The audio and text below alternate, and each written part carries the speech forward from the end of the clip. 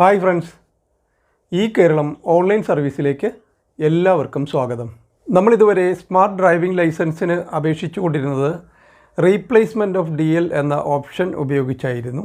പക്ഷേ ഇപ്പോൾ ആ ഒരു ഓപ്ഷൻ പരിവാഹൻ വെബ്സൈറ്റിൽ നിന്നും എടുത്തു മാറ്റിയിരിക്കുകയാണ്. ഇന്നിവിടെ നോക്കുന്നത് എന്തുകൊണ്ടാണ് ഈ റീപ്ലേസ്മെൻറ്റ് ഓഫ് DL എന്ന ഓപ്ഷൻ എടുത്തു മാറ്റിയത്, പകരം ഏത് സംവിധാനങ്ങൾ ഉപയോഗിച്ച് നമുക്ക് സ്മാർട്ട് ഡ്രൈവിംഗ് ലൈസൻസിന് അപേക്ഷിക്കാൻ സാധിക്കും തുടങ്ങിയ കാര്യങ്ങളാണ്.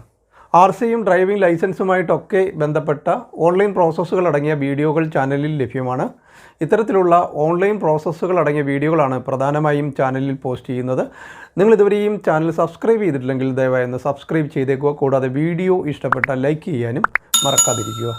നമുക്കറിയാം, വളരെയധികം കാത്തിരിപ്പുകൾക്ക് ശേഷമാണ് സംസ്ഥാന മോട്ടോർ വാഹന വകുപ്പ് 8ഓളം സുരക്ഷാ ഫീച്ചേഴ്സുള്ള സ്മാർട്ട് പെഡ്ജി കാർഡ് ഓൺലൈനായി അപേക്ഷിച്ച് സ്വന്തമാക്കാനുള്ള അവസരം തന്നത്.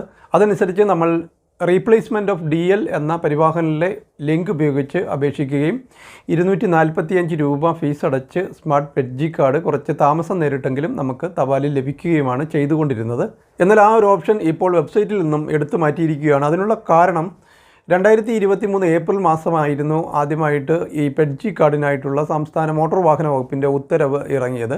അന്ന് സ്മാർട്ട് കാർഡിന് അപേക്ഷിക്കാനുള്ള അവസരം തന്നതിനോടൊപ്പം ഒരു കാര്യം കൂടി പറഞ്ഞിരുന്നു. 1 വർഷത്തേക്കാണ് ഇങ്ങനെ റീപ്ലേസ്മെൻറ്റ് ഓഫ് DL എന്ന ഓപ്ഷൻ ഉപയോഗിച്ച് നമുക്ക് സ്മാർട്ട് കാർഡിന് അപേക്ഷിക്കാൻ സാധിക്കുക എന്നുള്ളത്. ഇപ്പോൾ ആ 1 വർഷം കഴിഞ്ഞിരിക്കുന്നു. അതുകൊണ്ട് തന്നെയാണ് ഈ ഒരു ഓപ്ഷൻ എടുത്തു മാറ്റിയിരിക്കുന്നത്. പകരം സംവിധാനമായിട്ട് അന്ന് ഡ്യൂപ്ലിക്കേറ്റ് ലൈസൻസിന് പിന്നീട് അപേക്ഷിക്കാം എന്ന് പറഞ്ഞിരുന്നു. പക്ഷേ നമ്മളിപ്പോൾ ഡ്യൂപ്ലിക്കേറ്റ് ലൈസൻസിന് അപേക്ഷിക്കുന്നതിന് ഏതാണ്ട് 1305 രൂപയാണ് അതിൻ്റെ ഫീസായിട്ട് വരുന്നത്. മാത്രവുമല്ല, ഇതിനോടൊപ്പം നമുക്ക് നോട്ടറി അഫിഡവിറ്റും അപ്ലോഡ് ചെയ്യേണ്ടതുണ്ട്.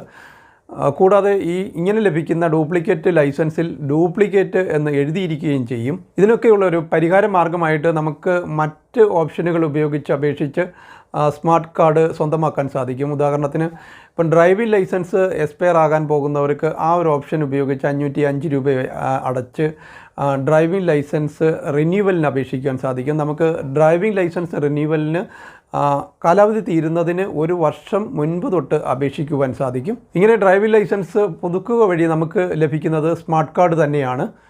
എങ്ങനെ ഡ്രൈവിംഗ് ലൈസൻസ് പുതുക്കാം എന്നതിൻ്റെ മൊബൈൽ ഉപയോഗിച്ചും കമ്പ്യൂട്ടർ ഉപയോഗിച്ചും ഓൺലൈനായി ചെയ്യുന്ന പ്രോസസ്സുകൾ അടങ്ങിയ വീഡിയോകൾ ചാനലിൽ ലഭ്യമാണ്. ലിങ്ക് കൊടുത്തിരിക്കാം.